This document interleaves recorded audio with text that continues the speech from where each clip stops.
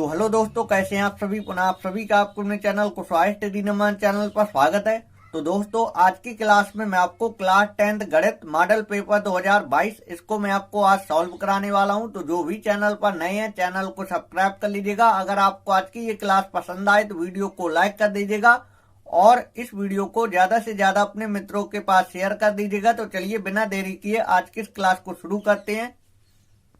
तो दोस्तों, पहले बहुविकल्पी प्रश्न देखेंगे।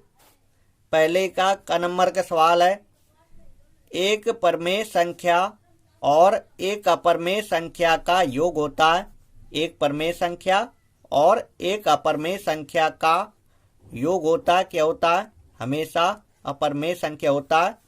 तो इसका बी ऑप्शन करेक्ट आंसर है। इसमें हमें ये आंकड़े दिए हैं और क्या बताना है, इसका हमें बहुलक बताना है। तो इसमें जिस संख्या की बारंबारता सबसे अधिक होगी तो वही इसका बहुलक होगा।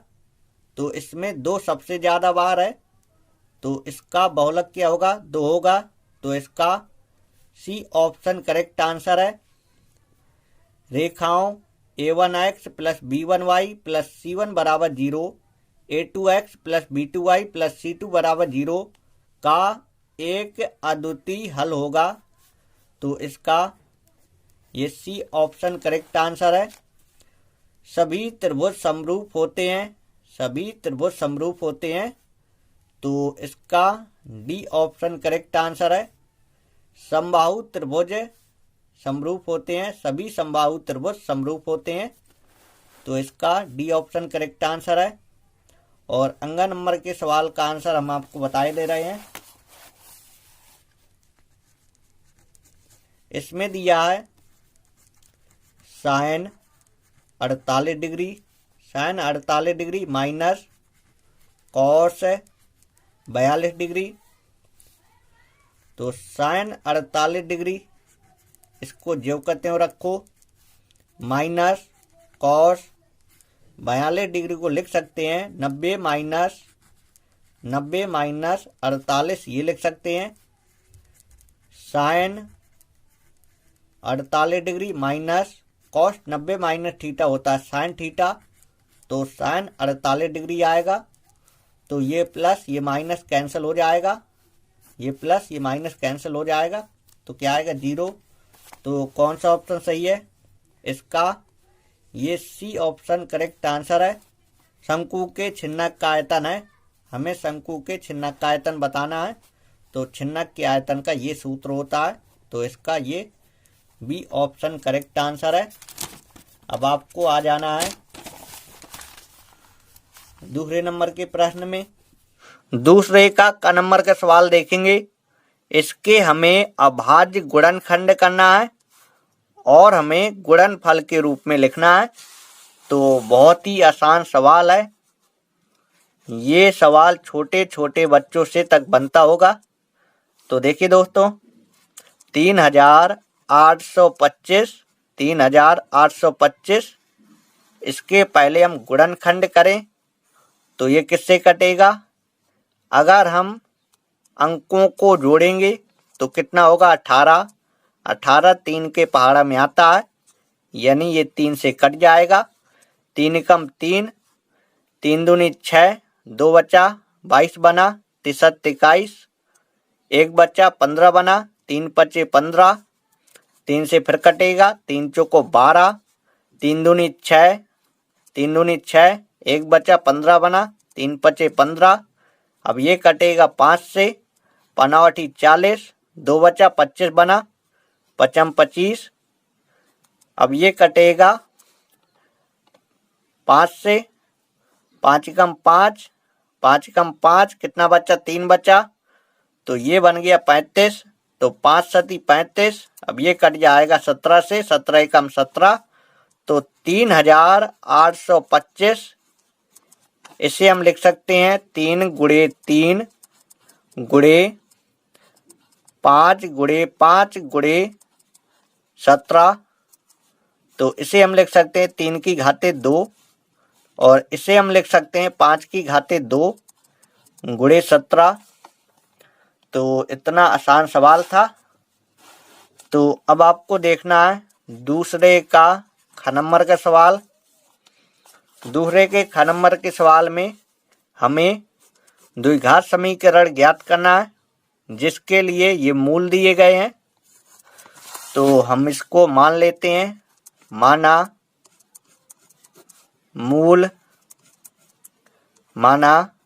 मूल अल्फा का मान 3 मान लेते हैं और बीटा का मान 1/3 मान लेते हैं। तो हमें ज्ञात करना द्विघात समीकरण। तो यहाँ पे मैं लिखूंगा द्विघात समीकरण। द्विघात समीकरण का सूत्र होता है x² माइनस मूलों का योगफल। तो मूल अल्फा बीटा है, तो अल्फा प्लस बीटा ये लिखा जाएगा। x प्लस मूलों का गुणनफल, मूल अल्फा बीटा है तो अल्फा इंटू बीटा लिखा जाएगा बराबर 0। तो x² minus alpha plus beta, alpha का मान 3 है, बीटा का मान 1/3 है। x प्लस मूलों का गुणनफल अल्फा बीटा, तो अल्फा का मान 3 है और बीटा का मान 1/3 है बराबर 0। 3 से 3 कैंसिल हो जाएगा। x² माइनस इसके बट्टे में 1 लिखेंगे, 3 लासा लेंगे, 1 का भाग 3 में देंगे, 3 बार जाएगा, 3 का गुणा 3 में, 3 3 9, 3 का भाग 3 में देंगे 1 बार में, तो 1 का गुणा 1 में, 1 एकम 1 और x प्लस यहाँ पे बचा 1 बराबर 0। तो देखिए दोस्तों x² माइनस 9 1 होगा 10, 10/3 x प्लस 1 बराबर 0। इसके बट्टे में 1 लिखेंगे, इसके बट्टे में 1 लिखेंगे और 3 लासा लेंगे, 3 लासा लेंगे तो यहाँ पे आएगा 3x² और यहाँ पे आएगा 10x और यहाँ पे आएगा 3 बराबर 0। इसके बट्टे में 1 लिखेंगे, कैंची गुणा करा देंगे, इसका गुणा 1 में कराएंगे तो यही आएगा 3x² माइनस 10x प्लस 3 और 3 का गुणा 0 में कराएंगे तो ये 0 हो जाएगा। तो दोस्तों ये द्विघात समीकरण आ गया। जिनको स्क्रीनशॉट लेना हो तो स्क्रीनशॉट ले सकते हैं। आइए दोस्तों अब ग नंबर के सवाल देखिए। ग नंबर के सवाल में दिया गया ABC और BDE दो समबाहु त्रिभुज इस प्रकार हैं कि D भुजा BC का मध्य बिंदु है। त्रिभुजों ABC और BDE के क्षेत्रफलों का अनुपात हमें ज्ञात करना है। तो आइए दोस्तों इस सवाल को हल करते हैं। त्रिभुज ABC, तो पहले हम एक त्रिभुज ABC बना लेते हैं। ABC, BC का मध्य बिंदु क्या है? BC का मध्य बिंदु D है। BC का मध्य बिंदु D है। त्रिभुज ABC और त्रिभुज BDE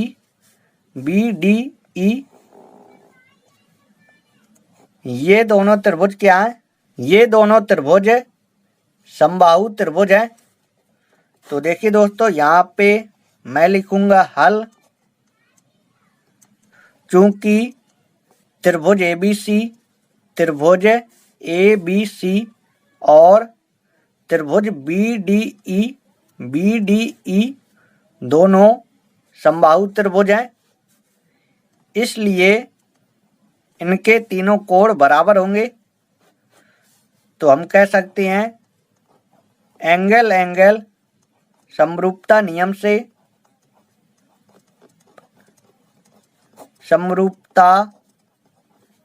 से दोनों त्रिभुज क्या होंगे? दोनों त्रिभुज समरूप होंगे। त्रिभुज ABC, त्रिभुज BDE ये दोनों त्रिभुज क्या होंगे? समरूप होंगे। इनके तीनों कोण बराबर हैं।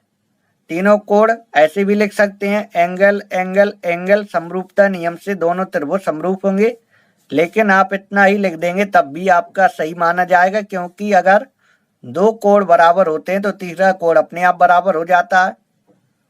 तो देखिए दोस्तों ये दोनों त्रिभुज क्या हो गए? ये दोनों त्रिभुज समरूप हो गए। जब ये दोनों त्रिभुज समरूप हैं तो इनके क्षेत्रफलों का अनुपात त्रिभुज ABC का क्षेत्रफल त्रिभुज ABC का क्षेत्रफल बटे त्रिभुज BDE का क्षेत्रफल BDE का क्षेत्रफल। त्रिभुजों के क्षेत्रफलों का अनुपात इनकी संगत भुजाओं के अनुपात के वर्ग के बराबर होता है। ये आप लोगों ने प्रमेय पढ़ी होगी। तो देखिए दोस्तों, संगत भुजा AB बटे BD, AB बटे BD त्रिभुजों के क्षेत्रफलों का अनुपात इनकी संगत भुजाओं के अनुपात के वर्ग के बराबर होता है। तो देखिए दोस्तों, ये जो D है ये D BC भुजा का मध्य बिंदु है।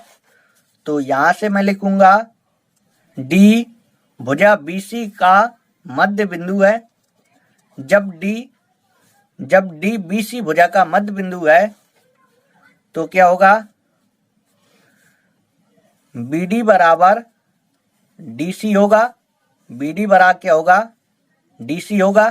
तो यहाँ पे हम ऐसा भी लिख सकते हैं BD बराबर 1/2 BC, ऐसा भी लिख सकते हैं क्योंकि ये D बिंदु BC भुजा का मध्य बिंदु है।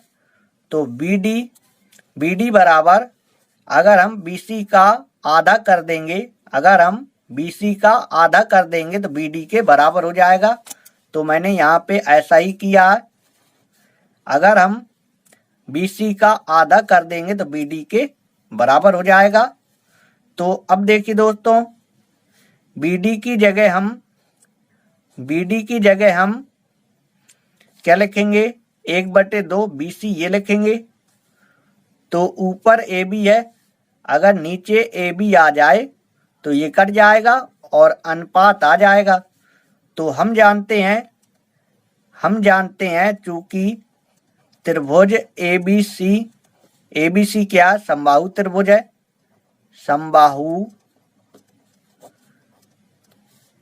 त्रिभुज ABC समबाहु त्रिभुज है। त्रिभुज ABC कैसा त्रिभुज है, समबाहु त्रिभुज है। इसलिए इसकी तीनों भुजाएं क्या होंगी, बराबर। तो AB बराबर BC, AB बराबर BC बराबर CA, AB बराबर BC बराबर CA। तो यहाँ पे हम BC की जगह क्या लिख सकते हैं, AB लिख सकते हैं क्योंकि ये तीनों भुजाएं बराबर हैं। तो लिखेंगे BD बराबर 1/2 और BC की जगह लिख सकते हैं AB। तो अब देखिए दोस्तों, लिखेंगे त्रिभुज ABC का क्षेत्रफल बटे त्रिभुज BDE का क्षेत्रफल। त्रिभुज ABC का क्षेत्रफल बटे त्रिभुज BDE का क्षेत्रफल। AB ये जो कहते हैं बटे BD। तो BD की जगह लिख सकते हैं 1/2 AB ये लिख सकते हैं, इसका स्क्वायर। अब देखिए दोस्तों, AB से AB कट जाएगा, 2 ऊपर चला जाएगा, 1 रहेगा नीचे। जब इसका वर्ग करेंगे तो ये आएगा 4/1 और इसे हम ऐसे भी लिख सकते हैं 4:1। तो देखिए दोस्तों, हमें त्रिभुज ABC और त्रिभुज BDE इन दोनों त्रिभुजों के क्षेत्रफलों का अनुपात ज्ञात करना था। तो इनका अनुपात आया 4:1। ये सवाल पेपर में 1 नंबर में पूछा गया है। वैसे ये सवाल 1 नंबर में आने लायक सवाल नहीं है। अब आपको दोस्तों घन नंबर का सवाल देखना है। इसका जल्दी से आप लोग स्क्रीनशॉट ले लीजिए। दोस्तों अब घन नंबर के सवाल देखेंगे। हमें इन दोनों बिंदुओं की बीच की दूरी ज्ञात करना है। तो यहाँ पे मैं लिखूंगा A, B और -A, -B। हमें इन दोनों बिंदुओं की बीच की दूरी ज्ञात करना है। तो ये x1 का मान है और ये y1 का मान है, ये x2 का मान है, ये y2 का मान है। दो बिंदुओं की बीच की दूरी का सूत्र होता है under rule x1 minus x2 इसका square plus y1 minus y2 इसका स्क्वायर। तो देखिए दोस्तों, अंडर रूल x1 का मान क्या a है, माइनस x2 का मान क्या है, x2 का मान है माइनस a, तो बीच में माइनस का चिन्ह है और इसका मान माइनस में दिया गया, इसलिए ये चिन्ह प्लस का हो जाएगा। a इसका स्क्वायर प्लस y1 का मान b है, b लिख देंगे, माइनस y2 का मान माइनस में दिया गया, तो जब हम y2 की जगह माइनस b लिखेंगे तो माइनस गुणे माइनस हो जाएगा, तो ये हो जाएगा प्लस b इसका स्क्वायर। अब आगे देखेंगे, a और a जोड़ देंगे, कितने पद हो जाएंगे, 2a इसका स्क्वायर प्लस b और b जोड़ देंगे, कितना हो जाएगा, 2b इसका स्क्वायर। तो देखिए दोस्तों, 2a का वर्ग करेंगे तो ये आएगा 4a स्क्वायर प्लस 2b का वर्ग करेंगे तो ये आएगा 4b स्क्वायर बराबर 4 कॉमा ले लेंगे, 4 कॉमा लेंगे तो a square plus b square. 4 2 का वर्ग होता है तो 2 बाहर आ जाएगा, अंडर रूल के अंदर रहेगा a square plus b square. तो दो बिंदुओं की बीच की दूरी होगी इतने मात्रक। तो आई होप ये सवाल आपको अच्छे से समझ में आ गया होगा। अब आपको तीसरे का नंबर के सवाल देखेंगे। ये दो समीकरण दिए हैं, हमें इनको हल करना है। तो आइए दोस्तों इसको हल करते हैं। तीसरे का नंबर का सवाल है। पहला समीकरण है x प्लस 2y बराबर 7, इसे समीकरण 1 बना लेंगे। और दूसरा समीकरण है x माइनस 3y बराबर -8, इसे समीकरण 2 बना लेंगे। अगर इसमें हम एक मान काटने में अगर सक्सेस हो जाते हैं तो एक मान निकल आएगा। जैसे हम x का मान काटने में सक्सेस हो जाएं तो y का मान निकल आएगा। y का मान या तो समीकरण 1 में रख देंगे या तो 2 में रख देंगे तो x का मान निकल आएगा। तो x का मान हम काट सकते हैं, क्योंकि यहाँ पे देखिए ये प्लस x है, यहाँ पे भी प्लस x है।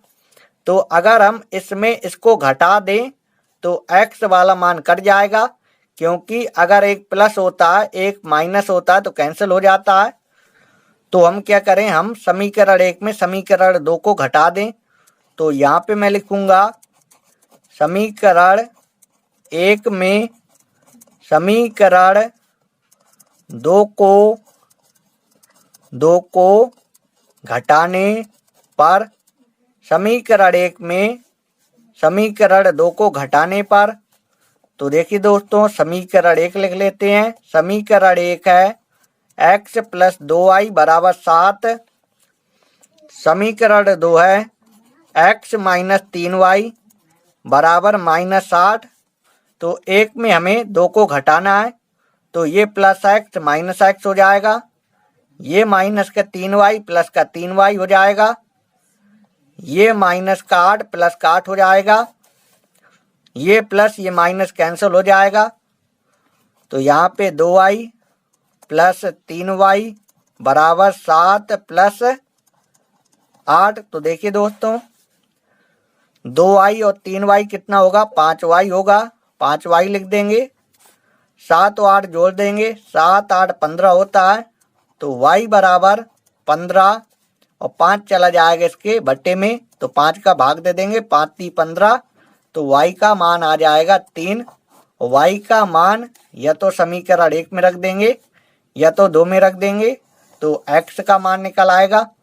तो मैं क्या करता हूँ, मैं y का मान समीकरण 1 में रख देता हूँ। तो यहाँ पे मैं लिखूंगा y का मान समीकरण 1 में रखने पर, y का मान समीकरण 1 में रखने पर, तो देखिए दोस्तों x प्लस 2 गुणे y की जगह 3 बराबर 7। तो x प्लस 2 गुणे 3 कितना आएगा, 6 बराबर 7। तो x बराबर होगा 7, 6 का पक्षांतर कर देंगे, माइनस का 6 हो जाएगा। तो x बराबर 7 में से 6 जाएगा, 1 आएगा। तो x का मान 1 आया, y का मान 3 आया। तो ये सवाल हमारा हल हो गया। अब देखेंगे तीसरे का ख नंबर का सवाल। तीसरे का ख नंबर का सवाल देखेंगे दोस्तों। तीसरे के ख नंबर के सवाल में गुणनखंड विधि से समीकरण √2x² प्लस 7x प्लस 5√2 बराबर 0 के मूल हमें ज्ञात करना है। इस तरह का अगर सवाल आता है अंडर रूल वाला, तो बच्चे इस सवाल को देखकर डर जाते हैं। मैं आपको इस सवाल को बहुत ही आसान तरीके से बताऊंगा। तो देखिए दोस्तों, अगर आगे वाली संख्या का कुछ गुणांक होता है तो पहले हम पीछे वाली संख्या का आगे वाली संख्या में गुणा करते हैं। तो पहले हम √2 में किसका गुणा कराएंगे, 5√2 का गुणा कराएंगे।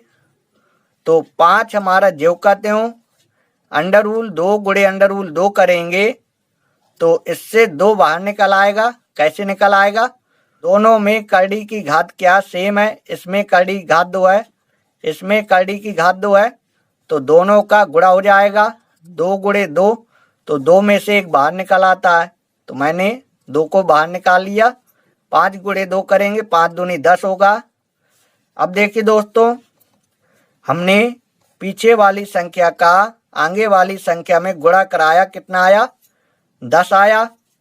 तो अगर पीछे वाली संख्या प्लस की है तो इस वाली संख्या से, बीच वाली संख्या से एक संख्या घट के गुणा करना है। गुणा करने पर 10 आना चाहिए। तो देखिए दोस्तों, ये 7 है, 6 से गुणा करेंगे, 6 गुणे 1 और 5 गुणे 2 करेंगे। तो 5 गुणे 2 करेंगे तो 10 आ जाएगा। 5 में से 2 जोड़ देंगे तो 7 आ जाएगा। तो देखिए दोस्तों, यहाँ पे हम लिखेंगे √2x² प्लस 7x को लिख सकते हैं 5x, क्या लिख सकते हैं, 5x प्लस 2x, ये लिख सकते हैं, प्लस 5√2 बराबर 0। अब इन दोनों का अलग कॉमा लिया जाएगा, इन दोनों का अलग और इन दोनों का अलग कॉमा लिया जाएगा। तो देखिए दोस्तों, x कॉमा आएगा, x कॉमा ले लेंगे तो यहाँ पे √2x बचेगा, प्लस x कॉमा लिए हैं तो यहाँ पे 5 बचेगा, प्लस, अब इन दोनों को ध्यान से देखना है, 2x और 5√2, इन दोनों में क्या कॉमा आएगा, क्योंकि इसी में गलती होती है। तो देखिए दोस्तों, 2 को हम लिख सकते हैं √2 गुणे √2, ये लिख सकते हैं। अगर हम √2 गुणे √2 कराएंगे तो 2 आएगा, गुणे x और 5√2, तो इसे तो ऐसे लिख सकते हैं 5 गुणे √2। तो कॉमा देखिए, कॉमा क्या है, कॉमा √2 कॉमा है। तो √2 ये कॉमा ले लेंगे क्योंकि ये दोनों में उभयनिष्ठ है, तो यही कॉमा है, √2 कॉमा है। तो देखिए दोस्तों, 2x में क्या बचा, 2x में √2x बचा, √2x बचा, प्लस √2, ये हमारा कॉमा है तो यहाँ पे 5 बचेगा, बराबर 0। ये दोनों कोष्टक में सेम मिलना चाहिए, जब ही हमारा सवाल सही होता है, अन्यथा गलत होता है। यहाँ पे बराबर का चिन्ह लगा है तो यहाँ पे हम बराबर का चिन्ह नहीं लगा सकते हैं। तो अब देखिए दोस्तों, ये दोनों कोष्टक में कॉमा है तो एक कोष्टक लिखेंगे अंडर रूल 2x प्लस 5 ये लिखेंगे और एक कोष्टक में लिखेंगे x plus under rule 2 x plus under rule 2 बराबर 0। ये आपका रब का काम है। तो देखिए दोस्तों, एक बार हम इसको 0 के बराबर करेंगे। अंडर रूल 2x प्लस 5 बराबर 0। तो अंडर रूल 2x बराबर 5 का पक्षांतर कर देंगे, माइनस का 5 हो जाएगा। तो x बराबर होगा -5 बट्टे अंडर रूल 2। एक बार हम x प्लस अंडर रूल 2 इसको 0 बराबर करेंगे तो x बराबर होगा माइनस अंडर रूल 2। तो एक x का मान ये आया, एक x का मान ये आया। तो हमें मूल ज्ञात करने थे। ये दो मूल हैं। द्विघात समीकरण में सबसे अधिकतम घात 2 होती है, तो मूल कितने आते हैं? 2। तो आई होप ये सवाल आपको अच्छे से समझ में आ गया होगा। अब आपको ग नंबर का सवाल देखना है। आइए दोस्तों, अब तीसरे का ग नंबर का सवाल देखते हैं। इसमें हमें k का मान ज्ञात करना है और ये दिए गए बिंदु संरेखी हैं। तो देखिए दोस्तों, इस तरह का सवाल मैं आपको काफी बार बता चुका हूं। एक बार मैं आपको फिर से दोबारा बता देता हूं। 8,1 और k, -4, 2, -5 ये दिए गए बिंदु क्या संरेखी हैं। तो यहाँ पे मैं लिखूंगा, चूंकि दिए गए बिंदु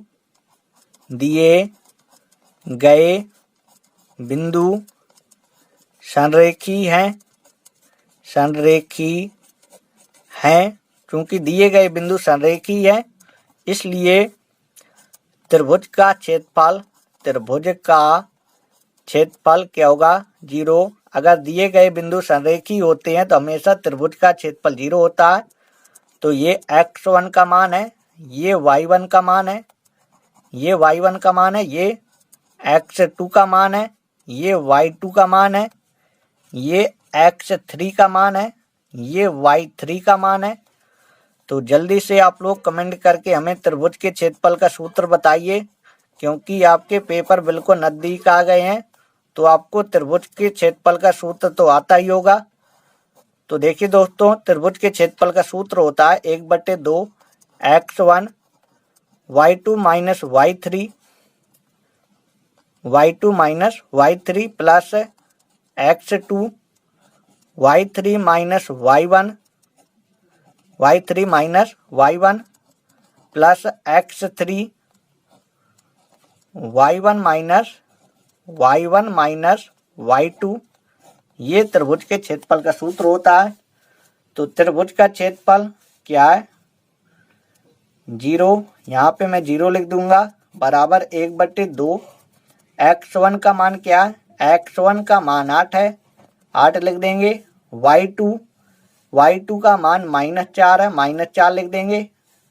माइनस y3 का मान -5 है, तो बीच में माइनस का चिन्ह है, तो ये माइनस का चिन्ह प्लस हो जाएगा। +5 प्लस x2 का मान k है, k लिख देंगे। y3 का मान -5 है, -5 लिख देंगे। y1 का मान 1 है, 1 लिख देंगे। प्लस x3 का मान 2 है, 2 लिख देंगे। y1 का मान 1 है, 1 लिख देंगे।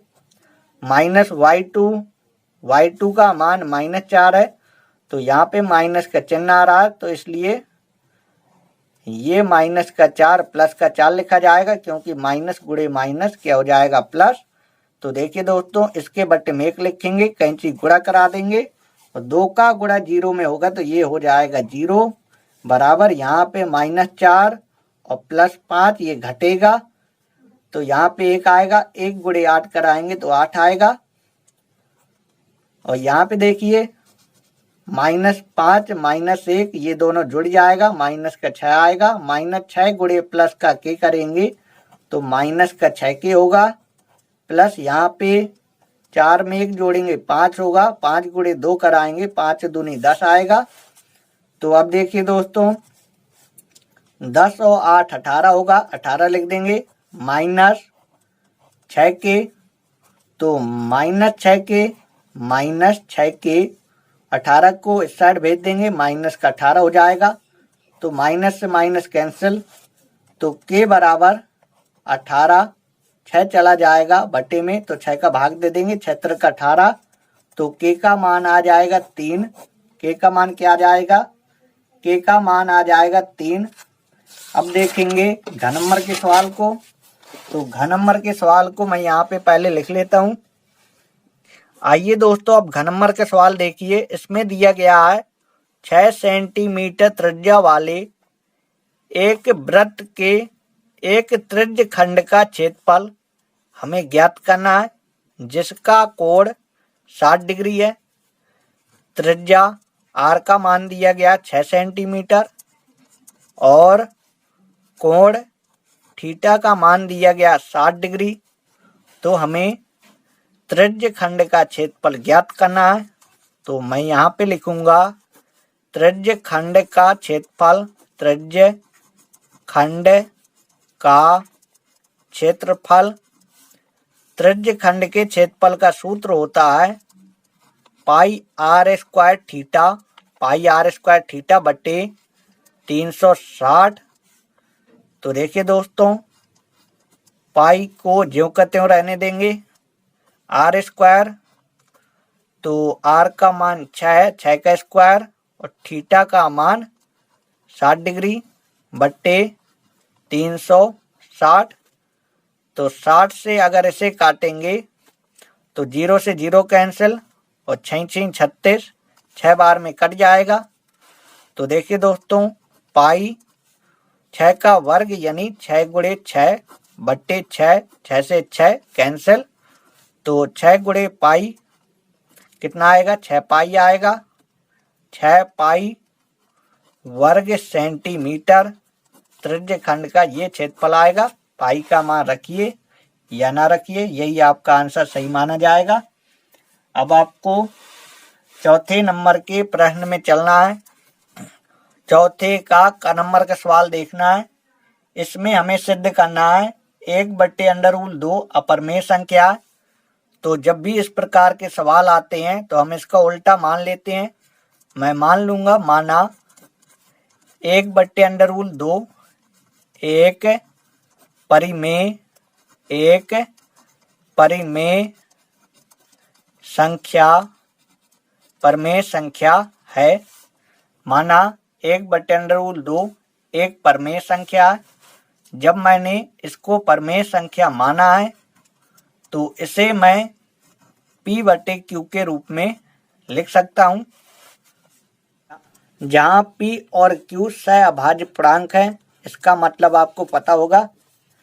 तो देखिए दोस्तों, √2 को ऊपर कर देंगे तो यहाँ पे भी Q ऊपर चला जाएगा, P नीचे आ जाएगा। तो अब यहाँ पे देख रहे होंगे तो √2 ये अपरमेय संख्या है और ये परमेय संख्या है। और आप लोग जानते हैं अपरमेय संख्या और परमेय संख्या कभी बराबर नहीं हो सकती। तो जब अपरमेय संख्या और परमेय संख्या बराबर नहीं हो सकती तो इसलिए हम कह सकते हैं 1/√2 ये अपरमेय संख्या है। तो यहाँ पे लिखना पड़ेगा आपको, क्योंकि √2 एक अपरमेय संख्या है और Q/P परमेय संख्या है। हम जानते हैं अपरमेय संख्या और परमेय संख्या बराबर नहीं हो सकती हैं, इसलिए 1/√2 एक अपरमेय संख्या, यही हमें सिद्ध करना था। अब आपको चौथे के ख नंबर के सवाल में चलना है। आइए दोस्तों, अब चौथे का ख नंबर का सवाल देखते हैं। इसमें हमें जांच करना है कि ये द्विघात समीकरण है। तो देखिए दोस्तों, इसमें a+b² का सूत्र लग जाएगा।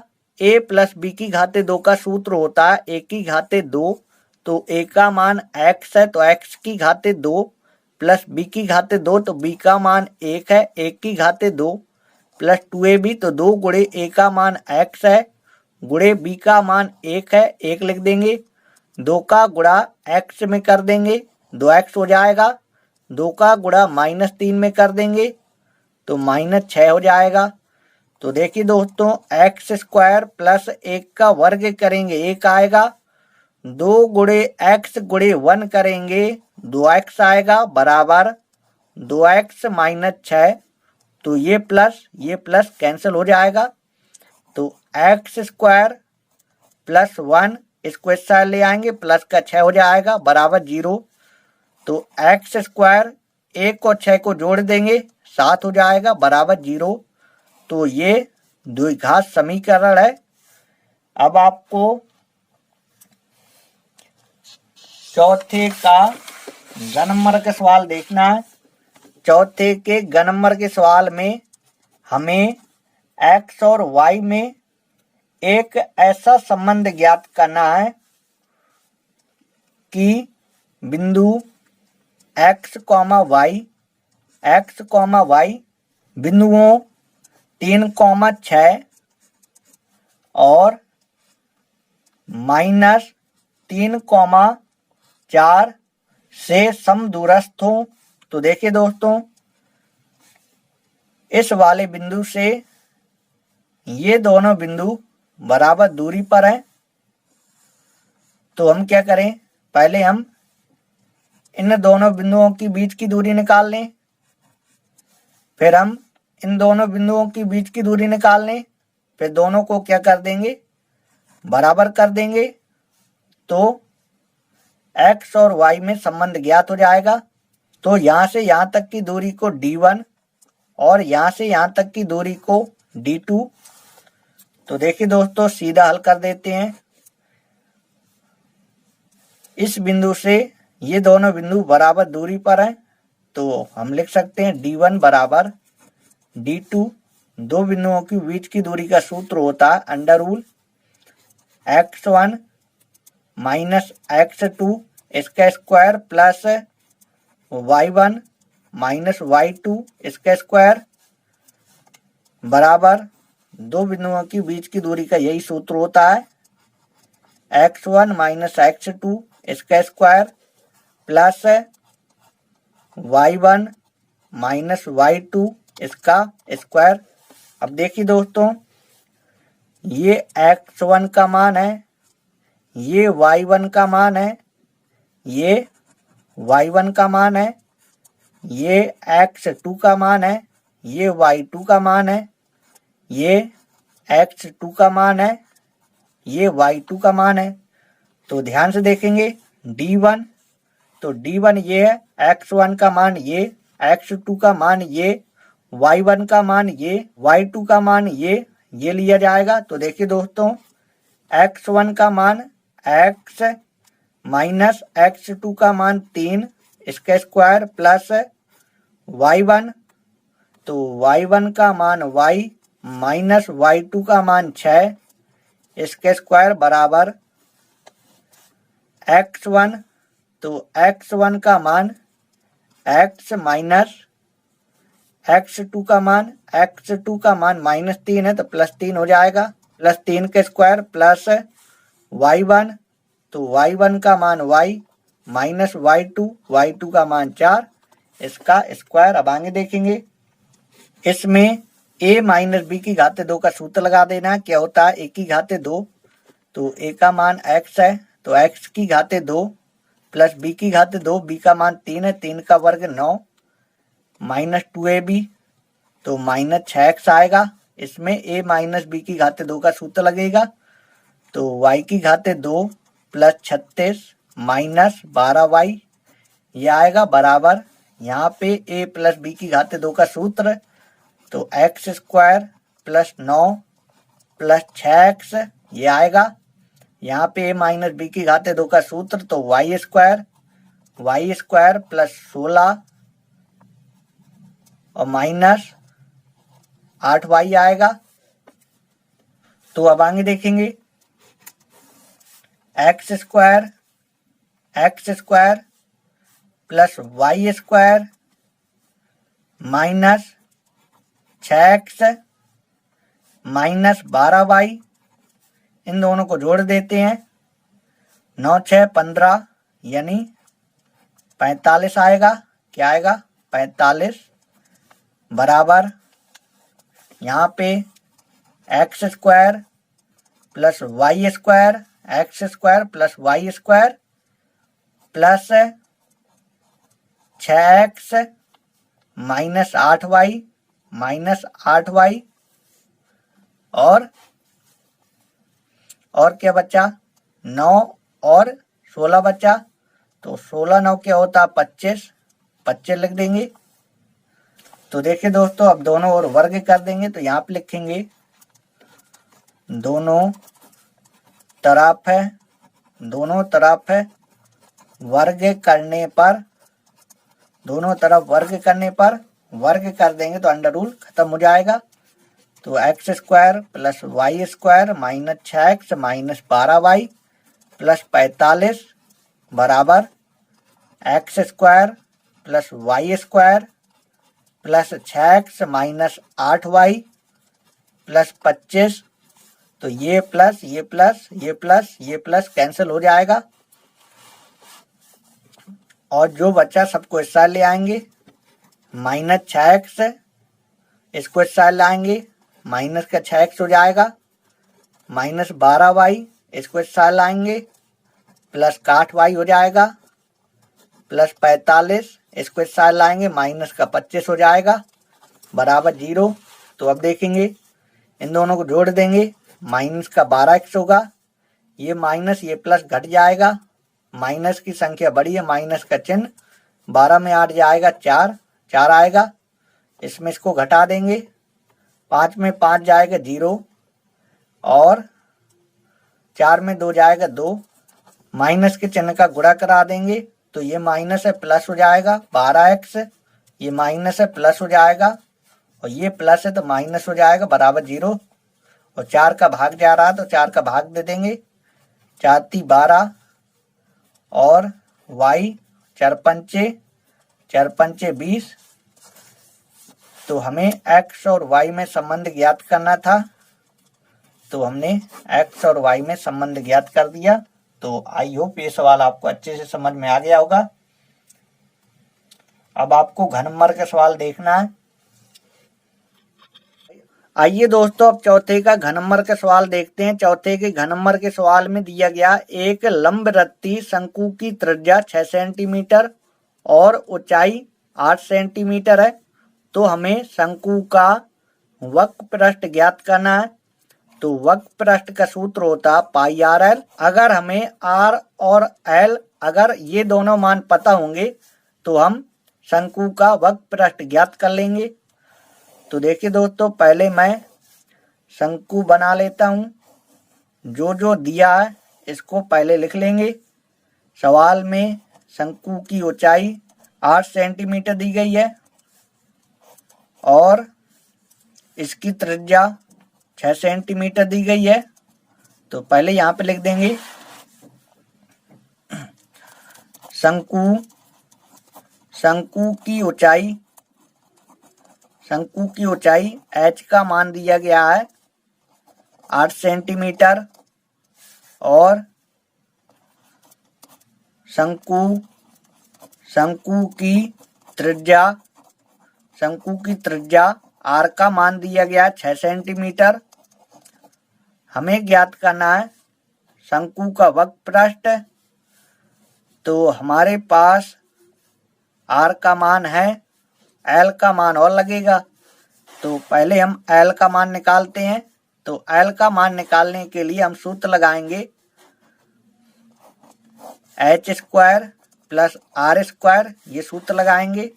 तो l बराबर h², h का मान 8 है तो 8 का स्क्वायर प्लस r², r का मान 6 है तो 6 का स्क्वायर। तो l बराबर 8 का वर्ग होता 64, 6 का वर्ग होता 36। तो l बराबर दोनों को जोड़ देंगे तो ये आएगा 100। जब इसको बाहर निकालेंगे तो ये आएगा 10। तो l का मान आ गया 10 सेंटीमीटर। तो अब हम शंकु का वक्र पृष्ठ ज्ञात कर लेंगे। शंकु का वक्र पृष्ठ ये हमें ज्ञात करना है। हमें शंकु का वक्र पृष्ठ ज्ञात करना है। तो सूत्र होता πr_l।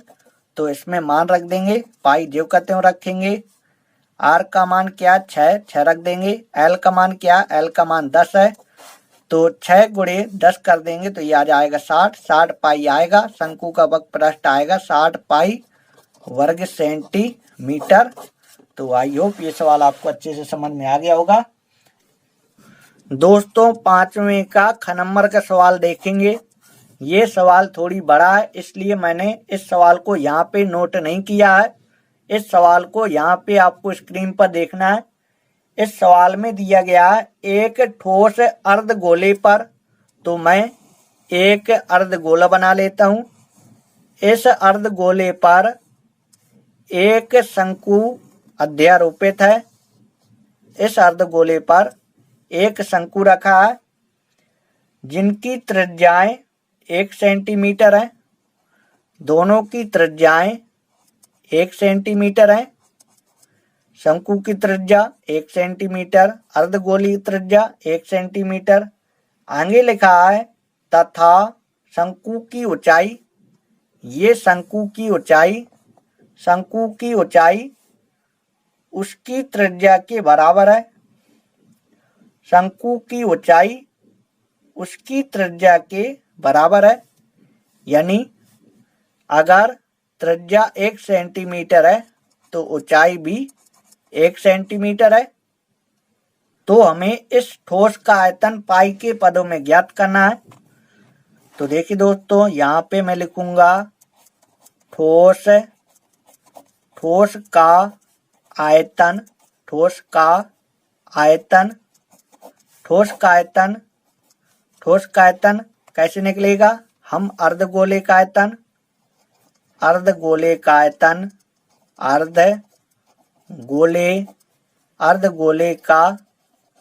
आयतन और शंकु का आयतन जोड़ देंगे, प्लस शंकु का आयतन दोनों के आयतन को जोड़ देंगे तो ठोस का आयतन अपने आप आ जाएगा।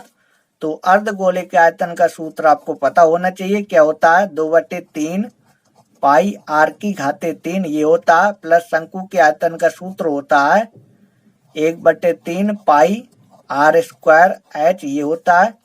तो देखिए दोस्तों, 2/3 पाई आर की घाते 3, तो त्रिज्या दोनों की एक ही है, तो 1 की घाते 3 1/3 पाई आर की घाते 2, आर का मान 1 है, 1 की घाते 2, एच का मान 1। तो अब देखिए दोस्तों, 1 की घाते 3 1 आएगा, 1 का गुणा किसी भी संख्या में करें तो गुणनफल वही आता है, प्लस यहाँ पे 1/3 पाई ये आएगा। 3 लासा ले लेता हूँ, 3 लासा लेंगे तो यहाँ पे 2 पाई आएगा, यहाँ पे पाई आएगा, तो जोड़ देंगे 2 पाई और 1 पाई होगा, 2 पाई और 1 पाई होगा 3 पाई बटे 3, तो 3 से 3 खत्म हो जाएगा तो पाई आएगा। और आयतन है तो ये आएगा पाई घन सेंटीमीटर। तो दोस्तों, जो सवाल में दिया था इसको भी लिख दो कि दिया है, सवाल में क्या दिया, सवाल में दिया है कि अर्धगोले की त्रिज्या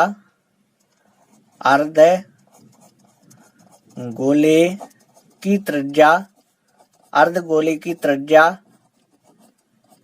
आर का मान 1 सेंटीमीटर और शंकु की त्रिज्या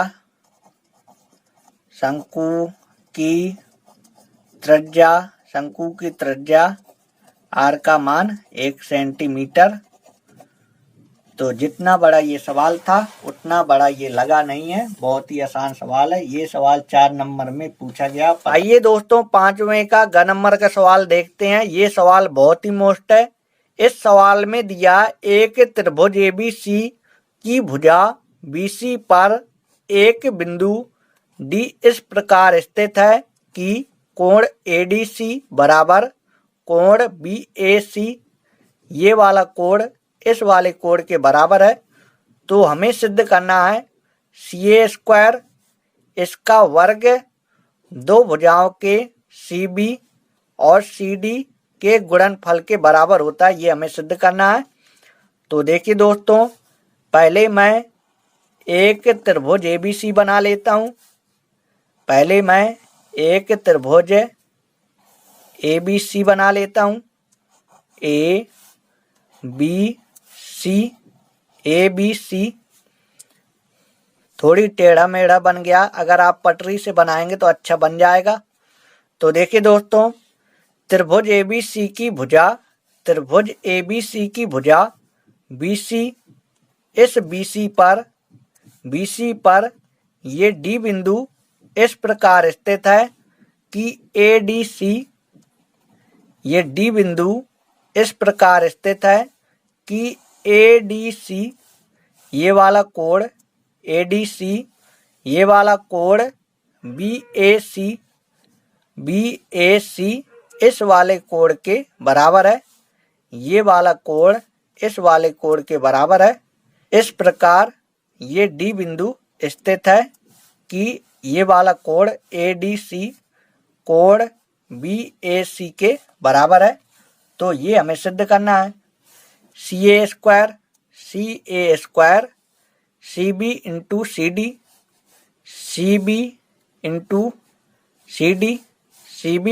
CD। तो आइए दोस्तों, इसको सिद्ध करते हैं। पहले जो दिया है इसको लिख लेंगे। सवाल में दिया है त्रिभुज ABC की भुजा, त्रिभुज ABC की भुजा BC पर एक बिंदु D इस प्रकार स्थित है, इस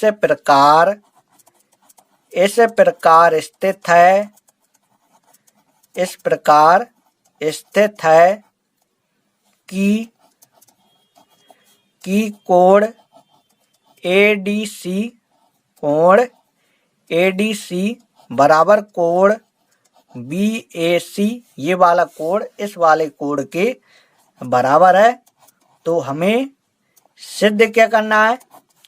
हमें सिद्ध करना है, तो यहाँ पे पहले मैं लिखता हूँ सिद्ध करना है। क्या सिद्ध करना है? हमें सिद्ध करना है CA स्क्वायर बराबर CB इंटू CD, ये हमें सिद्ध करना है। इसको पहले मैं आपको समझा देता हूँ कैसे इसको सिद्ध किया जाएगा। तो देखिए दोस्तों,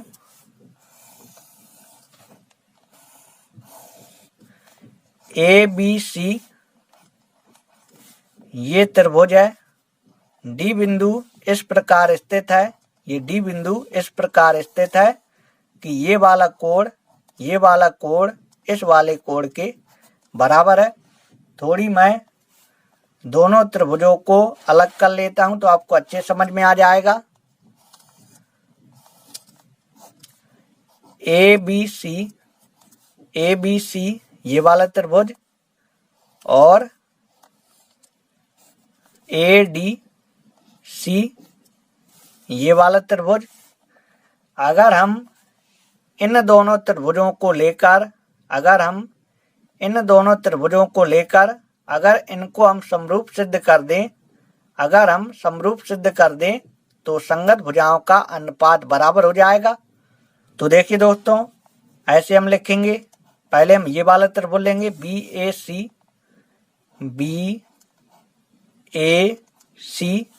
BAC और कौन त्रिभुज लेंगे?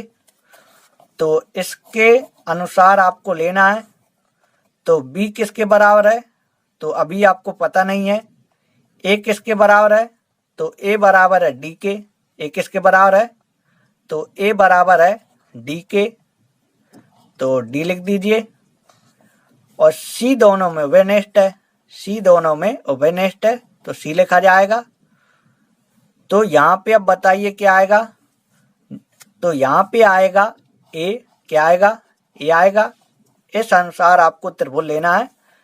BAC ये वाला त्रिभुज और ये वाला त्रिभुज आपको लेना है। तो ये वाला कोण, एक कोण किसके बराबर है? D के बराबर है। तो A D के बराबर है, बीच में लिखा है। सी दोनों में वेनेस्ट है, बाद में लिखा है। तो बी किसके बराबर होगा? बी होगा ए के बराबर। तो जब इन दोनों त्रिभुजों को हमने ले लिया, मान लीजिए जैसे हमने इन दोनों को समरूप सिद्ध कर दिया, तो संगत भुजाओं का अनुपात बराबर हो जाएगा। संगत भुजाओं का अनुपात बराबर हो जाएगा। तो देखिए दोस्तों, अब मैं आपको जो बताने जा रहा हूं, इस बात को बिल्कुल ध्यान से सुनिएगा। कोण ए किसके बराबर है? कोण डी के। कोण ए किसके बराबर है? कोण डी के। इस कोण को एक नाम दे दीजिए और इस कोण को दो नाम दे दीजिए, तो कह सकते हैं एक बराबर है दो के। कोण सी किसके बराबर है? तो ये तो वेनेस्ट है, कोण सी के ही बराबर है। बी किसके बराबर है? तो बी बराबर है ए के। किसके है? ए के।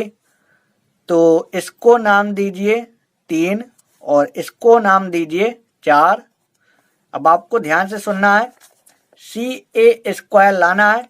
सी ए स्क्वायर लाना है, तो सी ए ये रहा, सी ए ये रहा, तो यहाँ पे लिखेंगे सी ए लिखेंगे। सी ए के सामने वाला कोण कौन सा है? सी ए के सामने वाला कोण है 3 और ये वाला कोण किसके बराबर है? ये वाला कोण किसके बराबर है? तो ये वाला कोण है 4 के बराबर। तो 4 के सामने वाली भुजा डीसी लिखा जाएगा। फिर हमें लाना है सी डी। तो सी बी कहाँ है? तो सी बी ये रहा, तो पहले लिखेंगे सी बी के सामने वाला कोण क्या 1 है? तो 1 किसके बराबर है? तो 1 है 2 के बराबर। तो 2 के सामने वाली भुजा क्या? AC है, तो AC लिखेंगे या CA लिख दें, कैंची गुणा करा देंगे, इसका गुणा इसमें, तो CA स्क्वायर आ जाएगा और इसका गुणा इसमें कर देंगे, तो CB इंटू CD ऐसे भी लिख सकते हैं, CB इंटू CD। और यही हमें सिद्ध करना है। तो आपको समझ में आ गया होगा कैसे सिद्ध करेंगे। तो देखिए दोस्तों, यहाँ पे मैं लिखूंगा उपपत्ति। उपपत्ति में कौन कौन से हमें त्रिभुज लेना है? हमें लेना है त्रिभुज BAC और त्रिभुज क्या लेना है? ADC। हमें इन दोनों त्रिभुजों को समरूप सिद्ध करना है। BAC, यहाँ पे थोड़ी मिस्टेक हो गया, उसके लिए सॉरी। BAC और ADC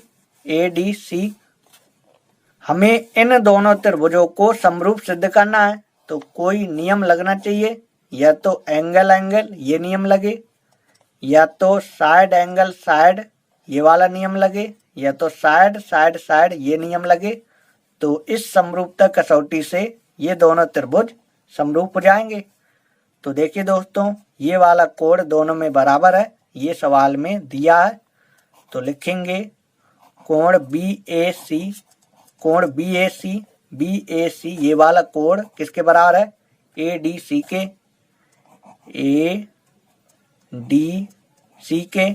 ADC किसके बराबर है? BAC के। ये सवाल में दिया है, तो मैंने यहाँ पे लिख दिया है। और C बराबर है C के। दोनों त्रिभुजों में, इस वाले त्रिभुज में C दोनों में कॉमा है, यानी उभयनिष्ठ है। तो कोण C बराबर कोण C, कारण उभयनिष्ठ है।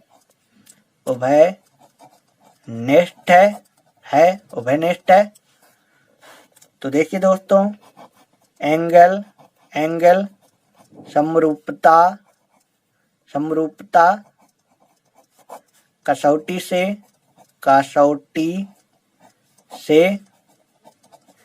एंगल समरूपता कसौटी से दोनों त्रिभुज क्या होंगे? समरूप।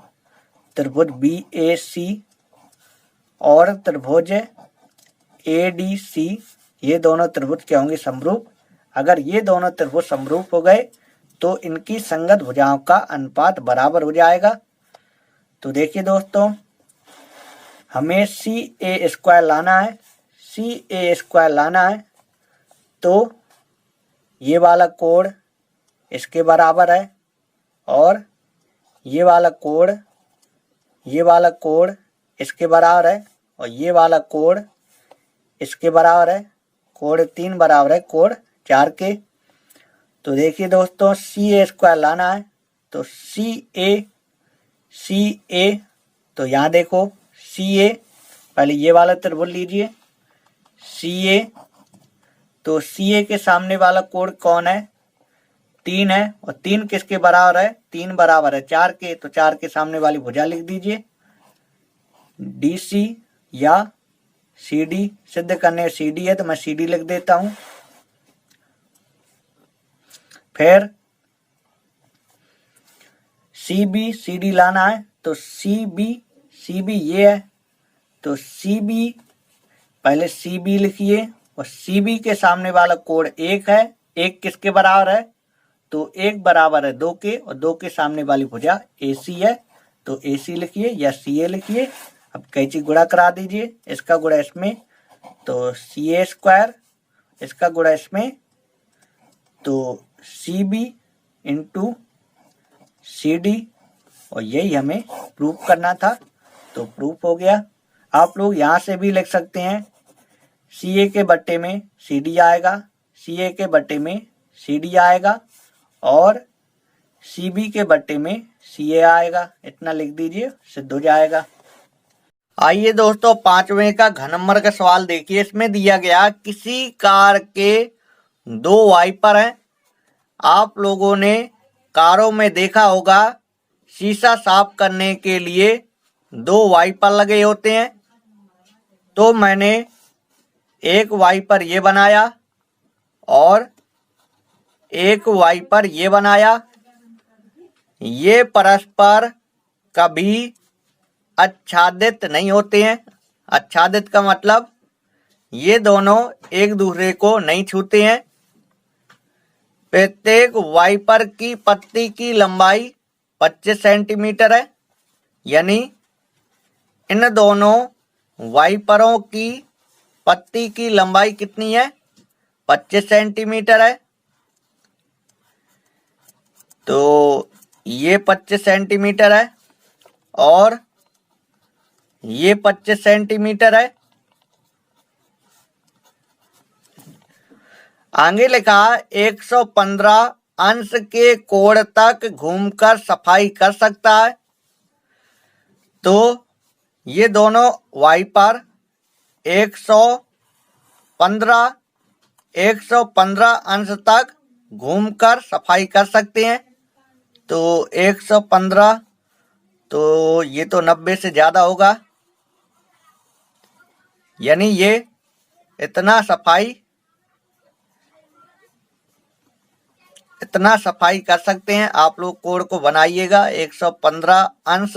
पेपर में आप लोग चित्र बनाए या ना बनाए, मैं आपको समझाने के लिए बता रहा हूं।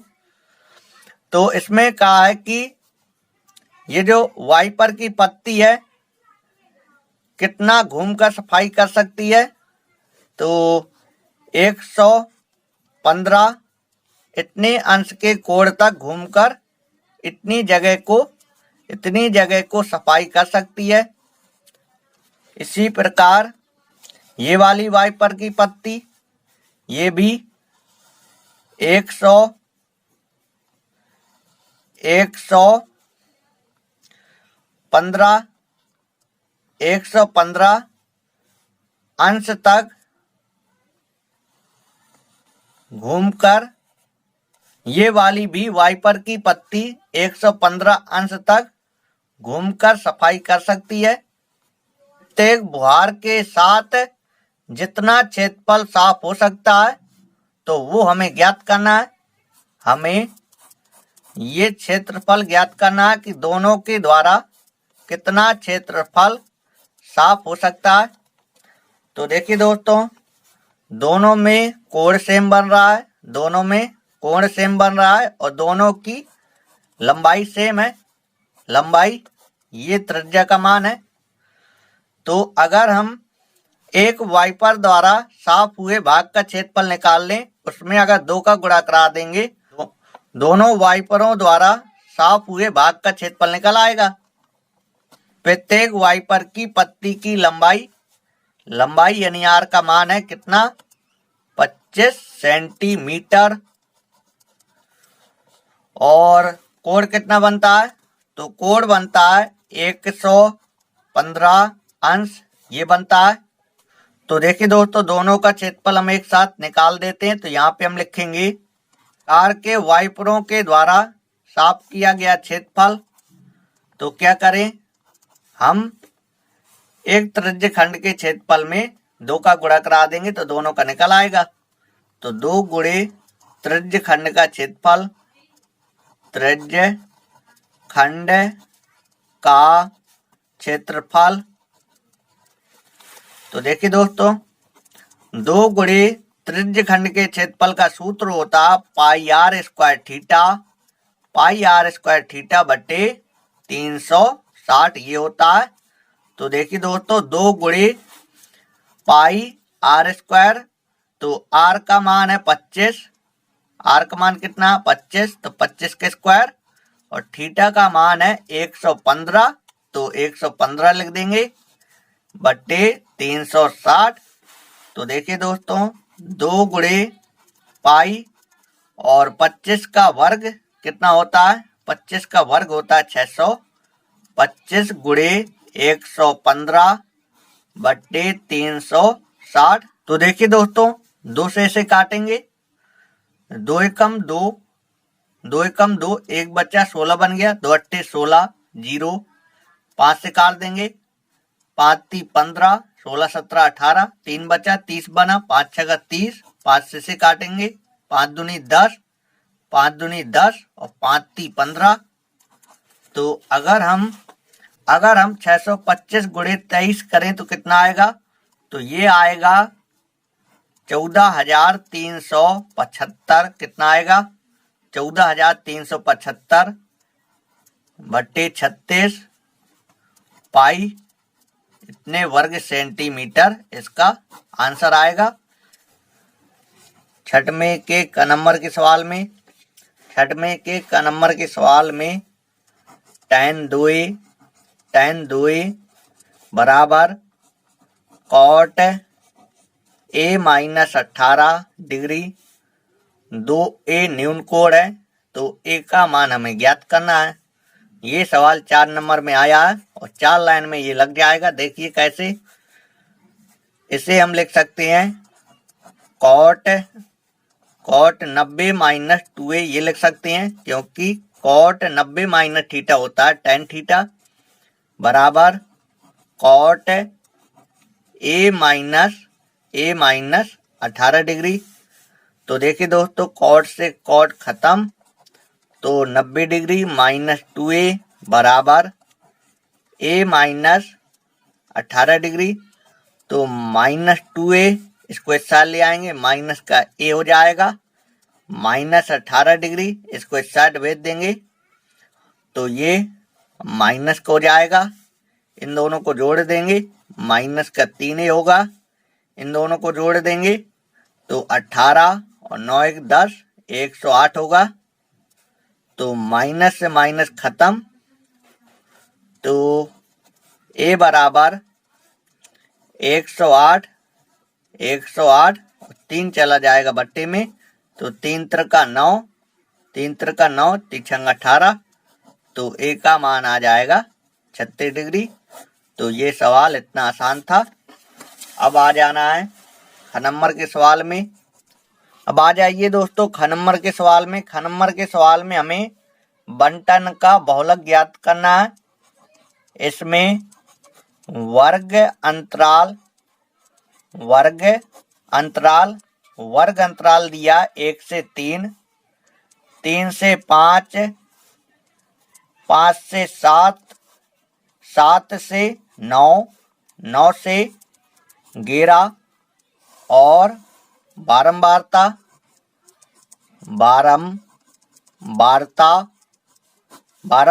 दिया 7, 8, 2, 2, 1।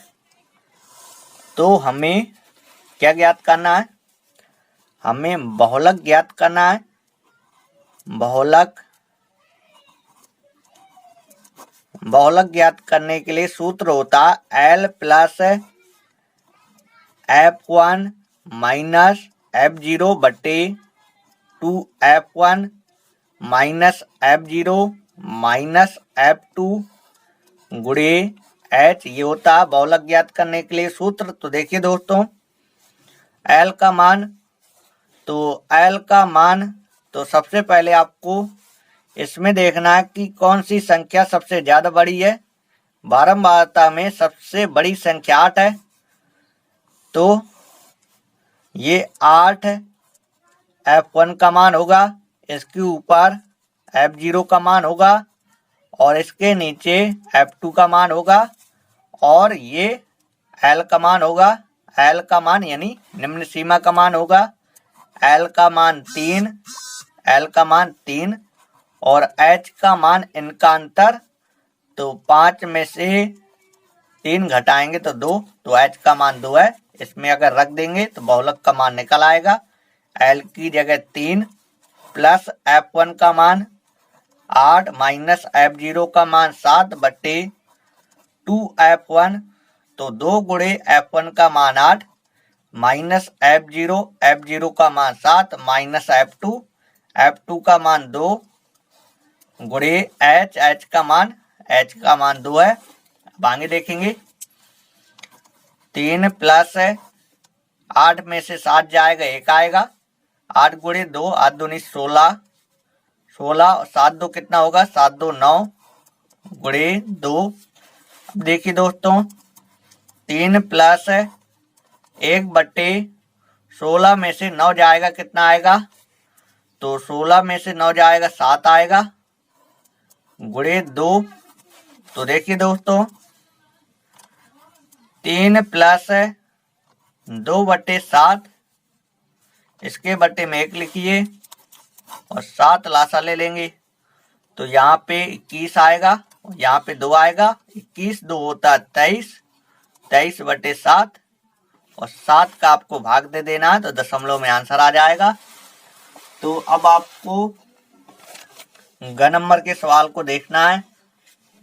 आइए दोस्तों, अब ग नंबर का सवाल देखिए। ग नंबर के सवाल में दिया विमाओं 5.5 सेंटीमीटर गुणे 10 सेंटीमीटर 3.5 सेंटीमीटर वाला एक घनाभ बनाने के लिए 1.75 सेंटीमीटर व्यास और 2 मिलीमीटर मोटाई वाले कितने चांदी के सिक्कों को पिघलाना पड़ेगा, ये हमें ज्ञात करना है।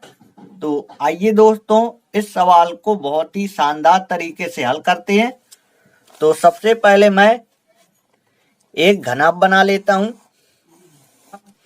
घनाभ की लंबाई 5.5 सेंटीमीटर, चौड़ाई 10 सेंटीमीटर और ऊंचाई 3.5 सेंटीमीटर। वैसे लंबाई ज्यादा होती है, अगर आपको यहाँ पे 10 सेंटीमीटर लिखना हो तो यहाँ पे लिख सकते हैं। तो लंबाई अगर 10 सेंटीमीटर होगी तो चौड़ाई आपको 5.5 सेंटीमीटर कर लेना है। तो देखिए दोस्तों, ये घनाभ बनाने के लिए एक चांदी का सिक्का है। सिक्का कैसा होता है, तो सिक्का होता है बेलनाकार।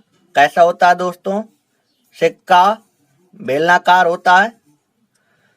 तो इसका व्यास दिया गया है, इसका व्यास कितना दिया गया है, इसका व्यास दिया गया है 1.75 सेंटीमीटर और इसकी ऊंचाई दी गई है, मोटाई कह रहा है यानी इसकी ऊंचाई है, क्योंकि मोटाई किसका काम करेगी, मोटाई ऊंचाई का काम करेगी। तो इसकी मोटाई है 2 मिलीमीटर। तो हमें क्या बताना है, हमें बताना है इसे बनाने के लिए कितने चांदी के सिक्कों को पिघलाना पड़ेगा। तो मैं क्या करूंगा, मैं पहले इसका आयतन निकाल लूंगा और इसका आयतन निकाल लूंगा, फिर इसके आयतन में इसके आयतन का भाग दे देंगे। तो चांदी के सिक्कों की संख्या अपने आप निकल आएगी कि कितने चांदी के सिक्कों को पिघलाना पड़ेगा कि ये बन जाए। तो देखिए दोस्तों, पहले मैं इसका आयतन निकालता हूं। तो यहाँ पे ऐसे लिखिए, घनाभ के लिए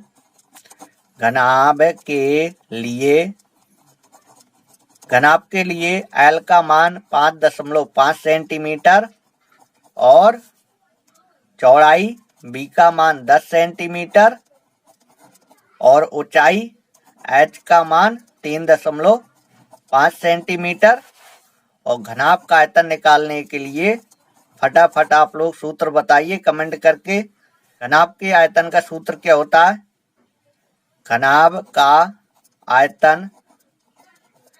घनाभ के आयतन का सूत्र होता है लंबाई गुणे चौड़ाई गुणे ऊंचाई। तो लंबाई 5.5, चौड़ाई क्या? चौड़ाई 10 है, गुणे ऊंचाई है 3.5। और यहाँ पे आपको गुणा नहीं करना है, गुणा नहीं करेंगे, सीधा लिख देंगे। ये जो गुणा कराने पर आंसर आएगा ये आएगा घन सेंटीमीटर में, क्योंकि ये आयतन है। गुणा कराने पर जो आंसर आएगा वो आएगा घन सेंटीमीटर में, क्योंकि भुजाएं सेंटीमीटर में है।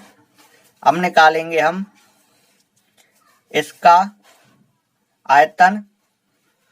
तो यहाँ पे सिक्के का व्यास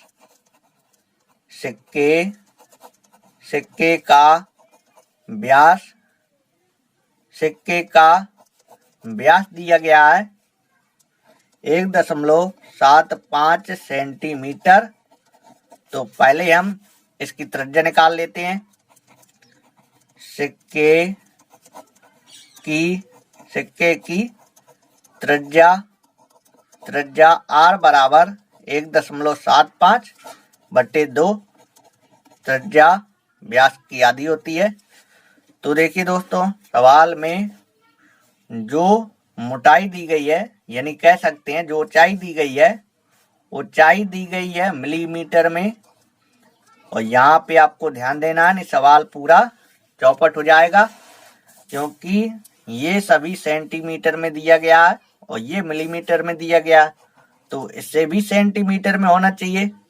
तो मिलीमीटर से सेंटीमीटर में चेंज करने के लिए 10 का भाग दे देंगे। तो 2 एकम 2, 2 पंचे 10, तो 1/5 और ये सेंटीमीटर में चेंज हो गया। ये ऊंचाई का मान है, सिक्के की ऊंचाई। और सिक्का कैसा है? बेलनाकार। तो बेलन के आयतन का सूत्र लगेगा। बेलन के आयतन का सूत्र होता है पाई r² h, ये होता है। तो देखिए दोस्तों, पाई का मान 22/7, r², r का मान 1.75/2, इसको 2 बार लिख देंगे क्योंकि इसमें स्क्वायर है। h का मान 1/5, तो ये आयतन आएगा घन सेंटीमीटर में। अब क्या करेंगे? अब हम घनाभ के आयतन में बेलन के आयतन का भाग दे देंगे, तो सिक्कों की संख्या अपने आप निकल आएगी। दोस्तों, हमें सिक्कों की संख्या ज्ञात करना है। सिक्कों की संख्या ज्ञात करना है। तो क्या करना है? हमें घनाभ के आयतन में बेलन के आयतन का भाग देना है। तो घनाभ का आयतन क्या है? 5.5 गुणे 10 गुणे 3.5 है। बेलन का आयतन है 22/7 गुणे 1.75/2, 1.75/2 गुणे 1/5 है। तो देखिए दोस्तों, अब इसको हल करना है। तो जो नीचे है ये पहुंच जाएगा ऊपर। 5.5 गुणे 10 गुणे 3.5, 7 जाएगा ऊपर, 2 जाएगा ऊपर और 5 चला जाएगा ऊपर। और यहाँ पे 22 गुणे 1.75 गुणे 1.75 तो देखिए दोस्तों, अगर इसका दशमलव हटाएंगे तो ये कैंसिल हो जाएगा। सबसे पहले आपको इनके दशमलव हटाना है। इसका दशमलव हटाएंगे तो 2 अंक के बाद दशमलव है, ऊपर 2 जीरो बढ़ा दीजिए। यहाँ पे इसमें 2 अंक के बाद दशमलव है तो ऊपर 2 जीरो बढ़ा दीजिए। किसी संख्या बढ़ा सकते हैं। इसका दशमलव हटाएंगे तो नीचे वाली संख्या में जीरो बढ़ा देंगे। तो अब देखिए दोस्तों, कैंसिल करना है तो ये कट जाएगा 11 से, 11 दूनी 22। ये कट जाएगा 11 से, 11 पचे 55 और 5 से इसे काट देंगे। 5 ती 15, 16 17 2 बचा, 25 बना, 55 25। 35 से 35 कैंसिल हो जाएगा। अब देखिए दोस्तों, 2 से ये 2 कट जाएगा। 5 से इसे काट दें, 5 से इसे काट देंगे तो 5 एकम 5, 5 एकम 5 और 5 से इसे काटेंगे तो 5 ती 15, 5 ती 15, 16 17 2 बचा, 25 बना, 55 25। 305 बार में कटेगा, 350 बार में कटेगा। 7 से इसे काटेंगे, 7 पना 35, 50 बार में कटेगा तो 50 दूनी कितना होता है 100, 50 दूनी 100 होता है। तो ये पूरा कट गया, ये पूरा कट गया। तो यहाँ पे कितना बचा, ऊपर 2 बचा और क्या बचा 200। तो गुणा करा देंगे तो ये आ जाएगा 400। तो सिक्कों की संख्या कितनी होगी 400। तो मुझे उम्मीद है आप लोगों को ये सवाल समझ में आ गया होगा। अब आपको घन नंबर के सवाल को देखना है। आइए दोस्तों, अब घन नंबर का सवाल देखिए। घन नंबर के सवाल में हमें रैखिक समीकरण युग्म को हल करना है। तो पहला समीकरण है 15/x minus Y plus 22/x plus Y बराबर 5। और दूसरा समीकरण है 40/x minus Y plus 55/x plus Y बराबर 13। तो देखिए दोस्तों, 1/x minus Y, 1/x minus Y, इसको पहले हम मान लेंगे। माना 1/x माइनस वाई, इसको u मान लेंगे। और 1/x plus Y, 1/x plus Y, इसको v मान लेंगे। अब ध्यान से देखेंगे, 15 हमारा जेव करते हो, 15 हमारा जेव करते हो। 1/x माइनस वाई, इसको हमने u माना है तो यहाँ पे u plus 1/x plus Y, 1/x plus Y, इसको हमने v माना है, v लिख देंगे बराबर 5। इसे समीकरण 1 बना लेंगे। अब यहाँ पे तो 40 u प्लस 55 v बराबर 13। इसे समीकरण 2 बना लेंगे। अब इन दोनों को हल करना है। पहले मैं u वाला मान काटता हूं। तो देखिए दोस्तों, 40 का गुणा समीकरण 1 में कर देंगे और 15 का गुणा समीकरण 2 में कर देंगे। फिर इसमें इसको घटा देंगे तो ये कट जाएगा। तो यहाँ पे मैं लिखूंगा समीकरण 1 में 40 का तथा समीकरण 2 में 15 का गुणा करके घटाने पर, तो इसमें 40 का गुणा करना है तो 15 चौको 60 यानी 600 आएगा। 600 u प्लस 40 का गुणा इसमें करेंगे, 4 दूनी 8, 4 दूनी 8, 880 आएगा बराबर 5 चौको 20, 200 आएगा। और इसमें 15 का गुणा करना है तो 15 चौको 60, 600 आ जाएगा प्लस 15 पना 75 हासिल 7, 15 पना 75, 75 7 कितना होता है तो 75 7 होता 82, 825 आएगा बराबर 15 गुणे 13 तो 15 × 3 45, 15 × 3 45, हासिल 4, 15 कम 15, 15 और 4 19, 195 आएगा। तो देखिए दोस्तों, हमें इसमें इसको घटाना है, घटा देंगे, ये प्लस माइनस कैंसिल हो जाएगा। तो यहाँ पे 880 v माइनस 825 b बराबर 200 माइनस 195। तो अब ध्यान से समझेंगे, इसमें इसको हमें घटाना है। तो 10 में से 5 जाएगा 5, 7 में से 2 जाएगा 5 आएगा, 10 में 5 जाएगा 5 और 7 में से 2 जाएगा 5, 8 में 8 जाएगा 0, तो 55 आएगा। यहाँ पे इसमें इसको घटा देंगे तो कितना आएगा, तो इसमें इसको घटाएंगे तो 5 आएगा। तो देखिए दोस्तों, v बराबर 5 और 55 चला जाएगा बट्टे में, तो 5 कम 5, 5 कम 5, तो v का मान आएगा 1/11। v का मान 1/11 आ जाएगा और v का मान रख देंगे समीकरण 1 में, तो u का मान निकल आएगा। तो यहाँ पे मैं लिखूंगा v का मान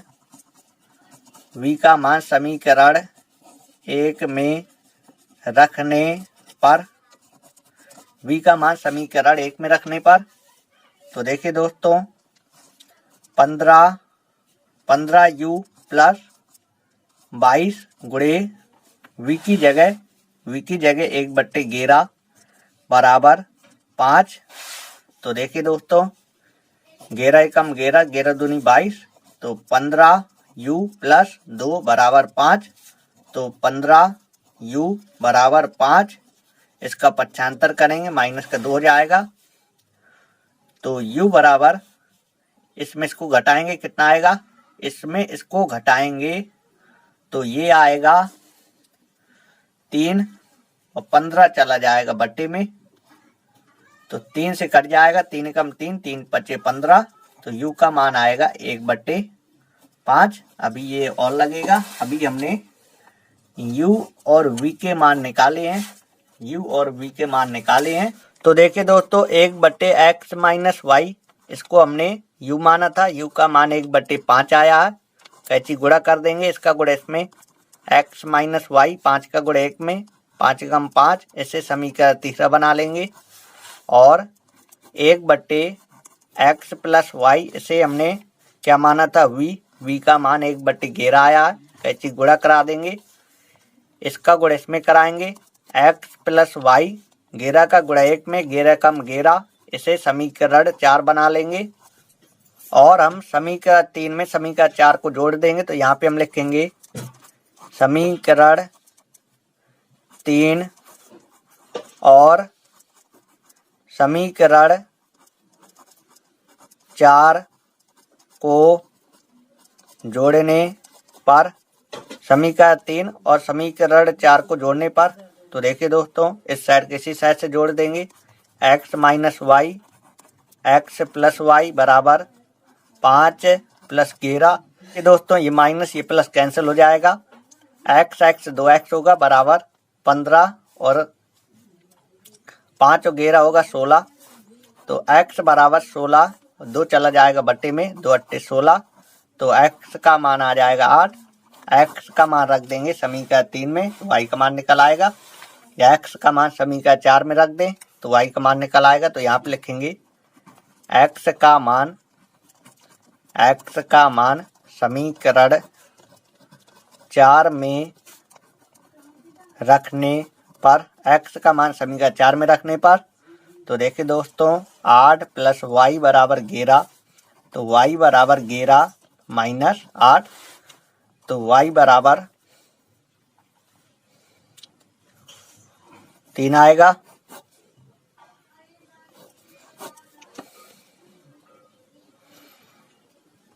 तो देखिए दोस्तों ये सवाल हल हो गया। तो आई होप ये सवाल आपको अच्छे समझ में आ गया होगा। अब आपको 7 में का नंबर का सवाल देखना है। आइए दोस्तों, सातवें का अथवा सवाल देखिए। सातवें का अथवा सवाल मैंने यहाँ पे स्क्रीन पर लगा दिया।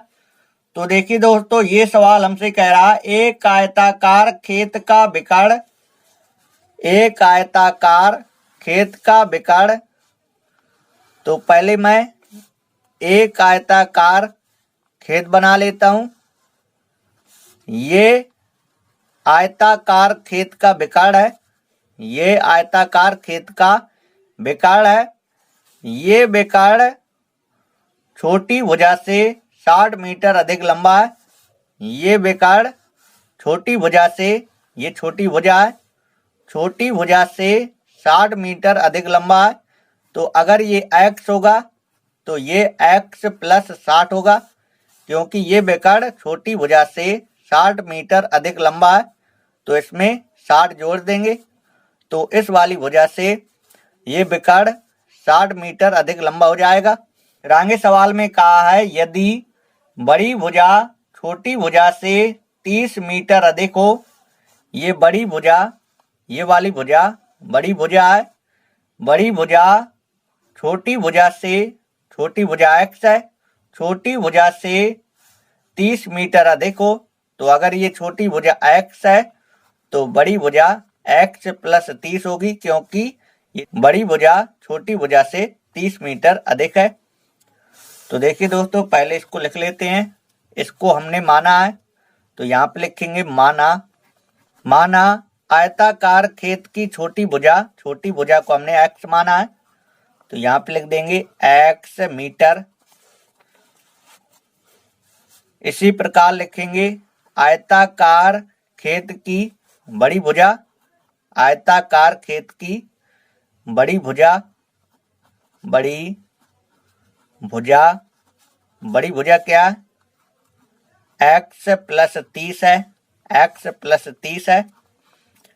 और आयताकार खेत का विकर्ण, आयताकार खेत का विकर्ण, तो विकर्ण क्या है? विकर्ण है x प्लस 60 मीटर। यहाँ पे आप लोग पूरा लिख दीजिएगा। आयताकार खेत की बड़ी भुजा, आयताकार खेत का विकर्ण। तो इस बिंदु को ए नाम दे देते हैं, इसको B, इसको C, इसको D। अगर हमें ये भुजाएं निकालना है तो कैसे निकालेंगे? अगर x का मान निकल आए तो ये भुजाएं ज्ञात हो जाएंगी, क्योंकि सवाल में कह रहा है कि खेत की भुजाएं ज्ञात कीजिए। हमें ये वाली भुजा ज्ञात करना है, लंबाई ज्ञात करना है, और हमें चौड़ाई ज्ञात करना है। हमें विकर्ण ज्ञात नहीं करना है, हमें खेत की भुजाएं ज्ञात करना है, छोटी भुजा और बड़ी भुजा। तो अगर x का मान निकल आए तो छोटी भुजा और बड़ी भुजा ये ज्ञात हो जाएगी। तो देखिए दोस्तों, ये त्रिभुज कैसा त्रिभुज है? ये वाला त्रिभुज समकोण त्रिभुज है। कैसा त्रिभुज है? समकोण त्रिभुज है। तो इसमें हम पाइथागोरस प्रमेय लगा सकते हैं। तो यहाँ पे लिखेंगे समकोण त्रिभुज ABC में, ABC में, समकोण त्रिभुज ABC में। यहाँ पे लिखेंगे पाइथागोरस प्रमेय से, पाइथागोरस प्रमेय से, पाइथागोरस प्रमेय से। तो पाइथागोरस प्रमेय होती है सबसे बड़ी भुजा का वर्ग, सबसे बड़ी भुजा AC है, AC का स्क्वायर बराबर लंब के स्क्वायर, लंब AB है, AB square plus BC square. जो समकोण वाला बिंदु है इसको आपको बीच में लिखना है। तो यहीं से सूत्र बनेगा AC स्क्वायर बराबर AB square plus BC square. तो देखिए AC स्क्वायर, AC क्या है? x प्लस 60 है, AC की जगह x प्लस 60 लिख देंगे। AB स्क्वायर, तो AB क्या है?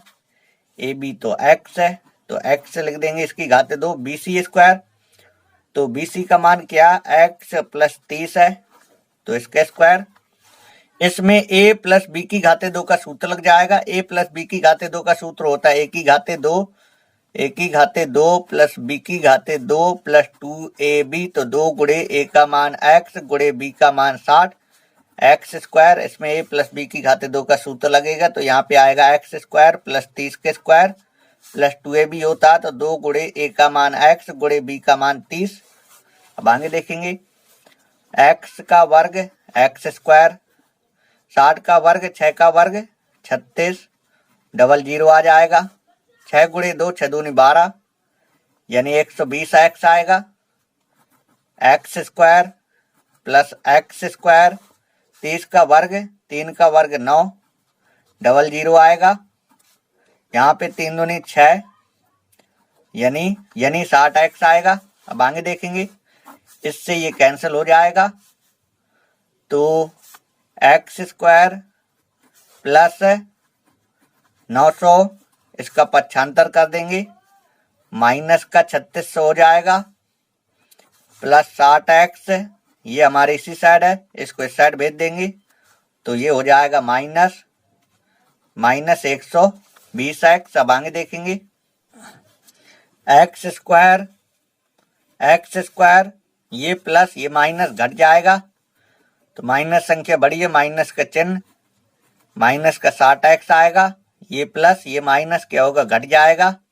माइनस संख्या बड़ी है तो माइनस का चिन्ह, इसमें इसको घटाएंगे कितना आएगा तो ये आएगा 2700 बराबर 0। अब आगे देखेंगे, पीछे वाली संख्या माइनस की है तो इससे एक संख्या बढ़ के गुणा करेंगे। अभी इस 0 को आप लोग भूल जाइए, 6 है तो एक संख्या इससे बढ़ के गुणा करेंगे। 6 है तो 7 से करेंगे, 7 गुणे 1 करेंगे तो 7 कम 7 आएगा। 8 गुणे 2 करेंगे, 8 दूनी 16 आएगा, 8 दूनी 16। और 9 गुणे 3 करेंगे तो 9 तिया 27 आ जाएगा, 9 तिया 27 आ जाएगा। अगर हम 90 गुणे 30 कर देंगे, एक 0 बढ़ा देंगे, 90 गुणे 30 कर देंगे तो ये 2700 आ जाएगा। तो गुणा करने पर ये 2700 आ गया। 90 में अगर 30 घटा देंगे तो ये 60 आ जाएगा।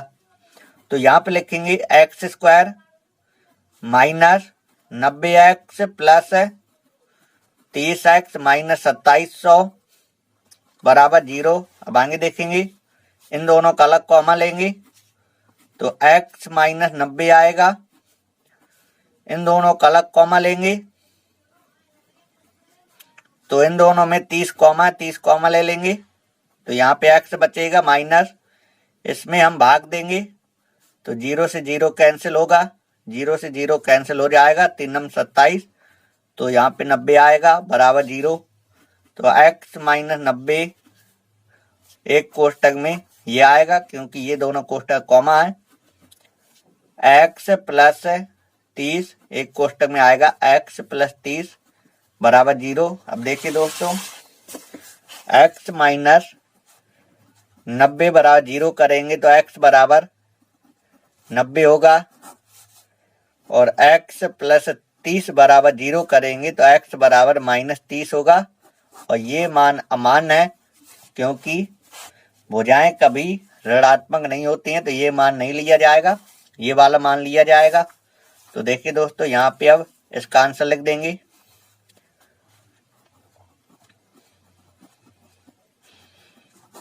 आयताकार खेत की छोटी भुजा को x माना था, x का मान ये लिया जाएगा 90, तो छोटी भुजा होगी 90 मीटर। और आयताकार खेत की बड़ी भुजा x प्लस 30 थी तो x की जगह 90 प्लस 30 तो ये आएगा 120 मीटर। तो आयताकार खेत की छोटी भुजा 90 मीटर और आयताकार खेत की बड़ी भुजा 120 मीटर। तो आई होप ये सवाल आपको अच्छे समझ में आ गया होगा। आइए दोस्तों, 7वें का ख नंबर के सवाल देखिए। 7वें के ख नंबर के सवाल में दिया है एक पेडेस्टल के शिखर पर एक 1.6 मीटर ऊंची मूर्ति लगी है। एक पेडेस्टल है और इसके शिखर पर एक 1.6 मीटर ऊंची मूर्ति लगी है। आप लोगों ने देखा होगा,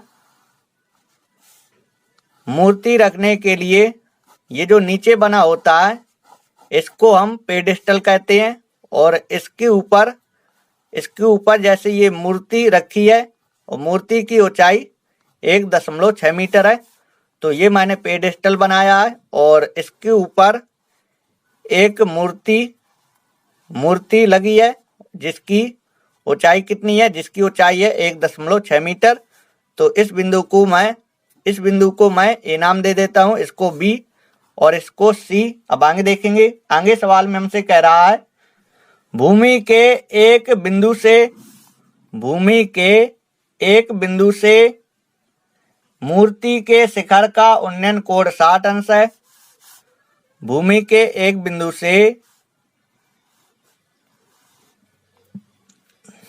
मूर्ति के शिखर का उन्नयन कोण कितना है, 60 अंश है। ये वाला कोण 60 अंश का है। फिर इसी बिंदु से पेडेस्टल के शिखर का उन्नयन कोण 45 अंश है। पेडेस्टल का ये शिखर है। भूमि के इस बिंदु से पेडेस्टल के शिखर का उन्नयन कोण 45 अंश है। तो हमें ज्ञात क्या करना है, हमें ज्ञात करना है पेडेस्टल की ऊंचाई, हमें ये ज्ञात करना है। इसको मैं H मान लेता हूं, ये C था, ये बिंदु D होगा, इसको मैंने H मीटर मान लिया, इसको मैं X मीटर मान लूंगा। तो देखिए दोस्तों, पहले ये छोटा वाला त्रिभुज लेंगे, ये वाला, पहले ये वाला त्रिभुज लेंगे, फिर बड़ा वाला त्रिभुज लेंगे। तो यहाँ पे लिखेंगे समकोण त्रिभुज BCD में इसमें लंब बटे आधार, लंब बटे आधार क्या होता है, लंब बटे आधार होता है tan थीटा। तो लंब इसमें BC है, BC लिख देंगे, और आधार क्या है, आधार DC है, DC लिख देंगे। tan थीटा, तो इसमें कोण कितना, 45 अंश, 45 अंश लिख देंगे। BC का मान H है और DC का मान क्या, X है, X लिख देंगे। tan 45 अंश का मान 1 होता है, 1 लिख देंगे, इसके बटे में 1 लिखेंगे। कैंची गुणा, इसका गुणा 1 में H आएगा और X का गुणा 1 में X आएगा। तो इसे समीकरण 1 बना लेंगे। अब हम ये वाला त्रिभुज लेंगे ACD, तो यहाँ पे लिखेंगे समकोण त्रिभुज ACD में, तो यहाँ पे लिखेंगे tan थीटा बराबर लंब बटे आधार, tan थीटा बराबर लंब बटे आधार। तो tan, इसमें कोण क्या, इसमें कोण है 60 अंश, तो 60 अंश लिख देंगे, बराबर लंब। तो देखिए दोस्तों, ये AC लंब है और AC को हम ऐसे भी लिख सकते हैं AB प्लस BC। कैसे लिख सकते हैं हम लिख सकते हैं AB प्लस BC, ऐसे लिख सकते हैं, बटे आधार। तो इसमें आधार क्या है, आधार DC है, तो DC लिख देंगे। tan 60 अंश का मान होता है अंडर रूल 3 लिख देंगे, बराबर AB का मान 1.6 क्या लिख देंगे, 1.6 लिख देंगे, प्लस BC, तो BC का मान क्या H है, H लिख देंगे, बटे DC, तो DC इसका मान क्या X है। तो यहाँ पे ध्यान से देखेंगे, X किसके बराबर है, X H के बराबर है। तो X की जगह हम H लिख सकते हैं, और H हम क्यों लिख रहे हैं, क्योंकि हमें ये पेडेस्टल की ऊंचाई ज्ञात करना है। तो हम x की जगह h लिखेंगे। और ये h कैसे आया, तो ये आया समीकरण, यहाँ पे समीकरण 1 से, ये आया समीकरण 1 से। इसके बटे में 1 लिखेंगे, कैंची गुणा करा देंगे, तो इसका गुणा इसमें कराएंगे, इसका गुणा इसमें कराएंगे, तो इसको मैं यहीं पे हल कर लेता हूँ। इसका गुणा इसमें करेंगे तो क्या होगा, अंडर रूल 3h होगा, 1.6 प्लस h, इसको इस साइड ले आएंगे, under rule 3h, under rule 3h, इसको इस साइड लाएंगे, माइनस का h हो जाएगा, 1.6 h कॉमा ले लेंगे, h कॉमा लेंगे, तो h कॉमा लेंगे, यहाँ पे अंडर रूल 3 माइनस 1 ये आएगा बराबर 1.6। अब आगे देखेंगे, h बराबर ये चला जाएगा इसके बट्टे में, h बराबर 1.6 अंडर रूल 3 माइनस 1 ये आ जाएगा बट्टे में। तो देखिए दोस्तों, h बराबर 1.6 और अंडर रूल 3 का मान होता है 1.732, क्या होता है 1.732 होता है, ये इतना ही लिख दीजिए, 1.73 माइनस 1, तो h बराबर 1.6, इसमें इसको घटा देंगे तो 0 क्या आ जाएगा, 0 आ जाएगा 73। इसका भाग इसमें दे दीजिएगा तो आपका आंसर आ जाएगा। अगर आपको ऐसे हल करना है, 1.6 अंडर रूल 3 माइनस 1, इसके विपरीत चिन्ह को ऊपर नीचे गुणा करा दीजिए, अंडर रूल 3 प्लस 1, h बराबर 1.6 अंडर रूल 3 प्लस 1, यहाँ पे a plus B, A minus B का सूत्र लगेगा, क्या होता है a square minus B square होता है। तो देखिए दोस्तों, h बराबर 1.6 अंडर रूल 3 प्लस 1 बट्टे वर्ग से अंडर रूल खत्म, 3 आ जाएगा माइनस 1। तो देखिए दोस्तों, h बराबर 1.6 अंडर रूल 3 प्लस 1, 3 में से 1 जाएगा 2, 2 का भाग दे देंगे, 2 अट्ठे 16, तो 0.8 बार में कट जाएगा। तो h बराबर 0.8 और यहाँ पे अंडर रूल 3 का मान 1.732 प्लस 1। तो देखिए दोस्तों, h बराबर 0.8 गुणे इन दोनों को जोड़ देंगे, क्या होगा 2.732। तो h बराबर आप लोग गुणा करा लीजिएगा, गुणा करा के यहाँ पे आप लिख दीजिएगा और फिर आपको यहाँ पे लिख देना है पेडस्टल